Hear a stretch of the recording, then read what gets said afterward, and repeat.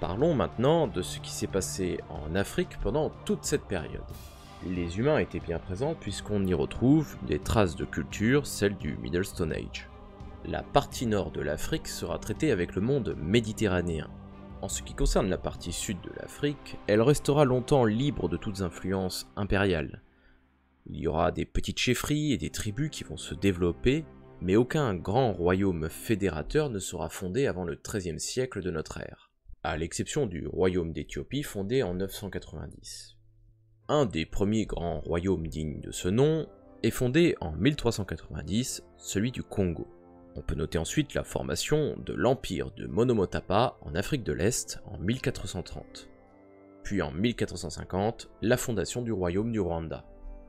Bien évidemment, il y avait d'autres royaumes, mais c'était des petites structures relativement instables et qui ne maîtrisaient pas un territoire vaste. Le fait que l'Afrique soit relativement peu développée en matière de technologie et de structure étatique va profiter aux autres nations du monde, notamment les Européens. En 1498, le Portugais Vasco de Gama arrive sur les côtes du Mozambique et installe des comptoirs. C'est le début de la colonisation portugaise dans la région. Auparavant, au niveau du nord-est de l'Afrique, la colonisation arabo-musulmane avait été relativement importante et il gardait une influence sur les différents territoires. En 1575, le Portugal s'empare du sud-ouest de l'Afrique, et au même moment, les Espagnols s'emparent du Sahara occidental. En 1629, l'empire de Monomotapa s'effondre sous l'action des Portugais. Les Néerlandais, de leur côté, vont coloniser le sud de l'Afrique et fonder des colonies, notamment la colonie du Cap, en 1652. Les ingérences étrangères vont se poursuivre dans les années qui suivent. Le sultanat d'Oman occupera le territoire de Zanzibar à partir de 1698. À partir du XVIIIe siècle, l'esclavage européen va se développer. Il existait déjà depuis très longtemps un esclavage arabo-musulman. Mais il ne sera désormais pas le seul en Afrique, puisque les Occidentaux mettent en place le commerce triangulaire pour déporter des Africains aux Amériques. L'objectif était de fournir une main-d'œuvre d'esclaves vers les colonies afin qu'ils produisent du café, du sucre et du chocolat. On parle de commerce triangulaire puisque les navires partaient d'Occident pour se diriger vers l'Afrique. Les cales des bateaux étaient alors chargées d'esclaves qui étaient ensuite acheminés jusqu'aux colonies pour être vendus, servir de main-d'œuvre, tandis que les navires étaient chargés des productions américaines. Productions qui étaient ensuite revendues en Europe. Ce commerce triangulaire était profondément inhumain, puisque les populations africaines qui étaient devenues des esclaves perdaient par la même occasion leur liberté et même leur vie. Tout leur était retiré pour aller vivre dans un pays étranger et travailler jusqu'à leur mort. Une mort qui arrivait malheureusement relativement jeune. En Afrique, les tribus locales se battaient les unes avec les autres pour pouvoir capturer des hommes et les revendre aux Européens. C'était donc un marché très lucratif sur place, mais également terrible. Les Britanniques achètent en 1723 la Gambie aux Portugais, qui y avaient déjà installé un certain nombre de comptoirs. En 1787 et 1795, les Britanniques s'emparent de la colonie du Cap et de la Sierra Leone. Néanmoins, ils seront en conflit avec les Néerlandais qui récupèrent le Cap en 1803. Mais 3 ans plus tard, les Britanniques en reprennent le contrôle. En Afrique du Sud, un roi zoulou fonde un royaume, le royaume zoulou. Ce royaume essaiera d'affronter à la fois les Britanniques et les Néerlandais pour conserver l'indépendance de son territoire. En 1820, les Ottomans conquièrent le Soudan. L'année suivante, les Britanniques de leur côté s'emparent du Ghana.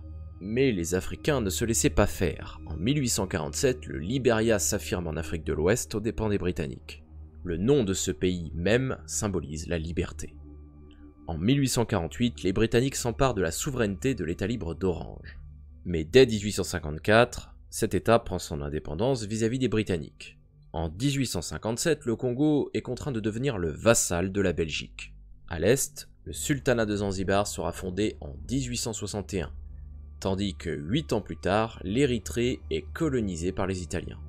La France, qui semblait de son côté un peu plus en retard, même si elle avait un certain nombre de comptoirs, s'empare d'une partie du territoire du Royaume du Congo en 1882. Elle place ensuite Madagascar sous protectorat, puis en chassera le monarque en 1897 afin de fonder une colonie. De son côté, le Royaume-Uni envahira le territoire ottoman de la Somalie, du Soudan, de l'Érythrée et de l'Égypte. Toutes ces colonies avaient des frontières relativement floues. Elles avaient été acquises principalement au cours du XIXe siècle, et il fallait clarifier les choses. La conférence de Berlin aura donc lieu entre toutes les puissances européennes entre 1884 et 1885.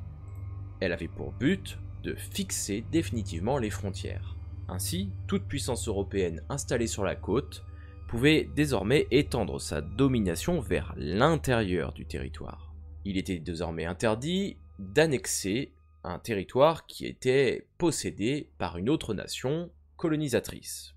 L'esclavage devenait interdit. C'est donc la fin officiellement de l'esclavage. Néanmoins, les territoires africains sont désormais des colonies. La plupart des puissances européennes vont pouvoir asseoir leur puissance sur les territoires, mais certaines nations seront lésées. Les nations qui étaient donc relativement en retard vont s'employer à conquérir de nouveaux territoires. En 1884, l'Allemagne va récupérer le Cameroun, le Nigeria, la Namibie. De son côté, le Royaume-Uni conquiert le Lesotho. L'année suivante, il récupère le Botswana, tandis que l'Allemagne colonise les territoires du sultanat de Zanzibar et du royaume du Rwanda. En 1887, les Britanniques écrasent définitivement le royaume zoulou et annexent son territoire. Durant le XXe siècle, la colonisation va se poursuivre. En 1905, la France prend possession du territoire de la future République centrafricaine, tandis que les Belges annexaient le Congo en 1908. En 1910, l'Union d'Afrique du Sud est fondée par fusion des 4 régions de l'Afrique méridionale, puis 5 ans plus tard, elle envahit le sud-ouest allemand. Après la Première Guerre mondiale, en 1919, la Tanzanie, le Cameroun et le Nigeria passent sous contrôle britannique, le Burundi et le Rwanda sous contrôle belge. 4 ans plus tard, les Britanniques prennent officiellement le contrôle de la Rhodésie, puis en 1926, les Espagnols s'emparent de la Guinée équatoriale. Entre 1936 et 1941, les tentatives de colonisation de l'Éthiopie par les Italiens se soldent par un échec cuisant. Ils occuperont une partie du territoire pendant un temps, mais ils ne réussiront jamais à coloniser ce territoire qui finira par se libérer. L'après-guerre sera marquée par une décolonisation progressive de tous les territoires d'Afrique.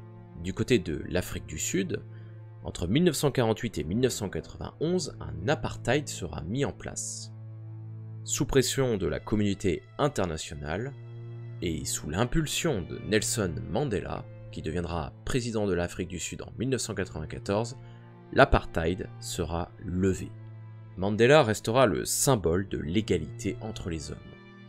En 1950, l'Italie récupère la partie est de la Somalie vis-à-vis des Britanniques. Puis en 1956, le Soudan prend son indépendance vis-à-vis du Royaume-Uni. En 1957, ce sera au tour du Ghana vis-à-vis des Britanniques, puis l'année suivante de la Guinée vis-à-vis de la France.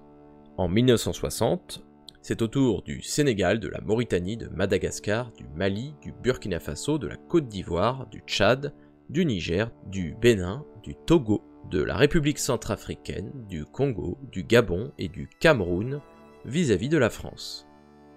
La République démocratique du Congo prend, elle, son indépendance vis-à-vis du Portugal. La Somalie, le Nigeria prennent leur indépendance vis-à-vis du Royaume-Uni. Et enfin la Somalie vis-à-vis de l'Italie. En 1961, l'Afrique du Sud prend son indépendance vis-à-vis du Royaume-Uni ainsi que la Sierra Leone. Le Cameroun, de son côté, est réunifié. En 1962, le Burundi et le Rwanda prennent leur indépendance vis-à-vis des Belges. L'Ouganda vis-à-vis du Royaume-Uni. L'année suivante, c'est au tour du Kenya de s'émanciper. En 1964, la Zambie et le Malawi prennent leur indépendance vis-à-vis du Royaume-Uni. En 1965, la Rhodésie est fondée et s'éloigne de l'Empire britannique, ainsi que la Gambie qui se proclame indépendante. En 1966, le Lesotho et le Botswana prennent également leur indépendance vis-à-vis du Royaume-Uni. 2 ans plus tard, c'est au tour du Swaziland et de la Guinée équatoriale vis-à-vis de l'Espagne.